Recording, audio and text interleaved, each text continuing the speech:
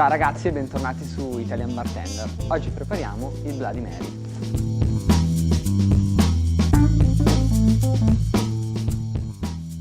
Oltre ad essere un grande classico per l'aperitivo, va da Dio anche nel brunch. Iniziamo tenendo freddo il nostro shaker e raffreddando un Collins.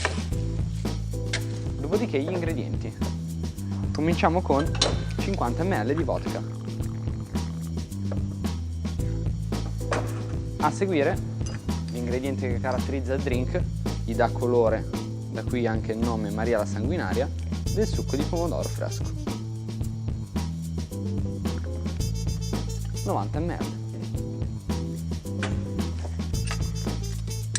Per tirar su leggermente l'acidità del drink, del limone, meglio se spremuto fresco.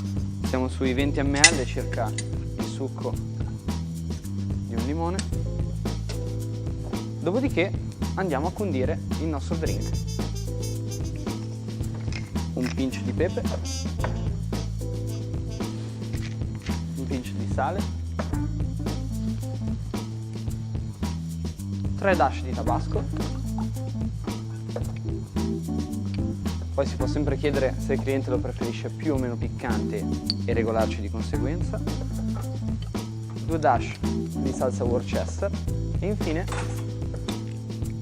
io utilizzo del bitter al sedano, altrimenti si può usare al posto del sale normale un sale al sedano.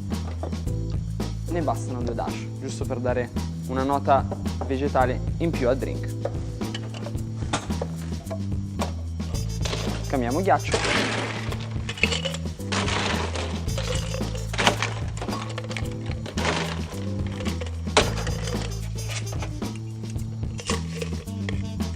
Vado a realizzare il drink in throwing, così da amalgamare bene gli ingredienti e non diluirli troppo come una shakerata farebbe. Prima battiamo la temperatura un paio di volte, ossigenniamo.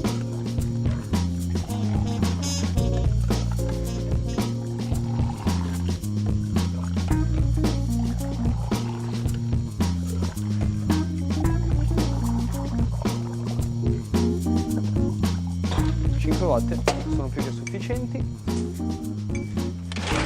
Andiamo a riempire il nostro Collins di ghiaccio cristallino e a versare il nostro drink. Perfetto.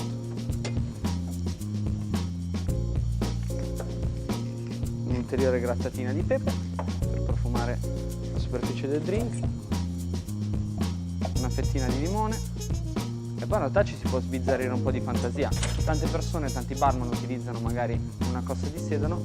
A me piace molto utilizzare magari un bel ciuffetto di timo che va a dare profumo al drink in superficie.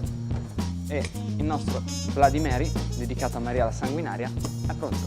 Salute!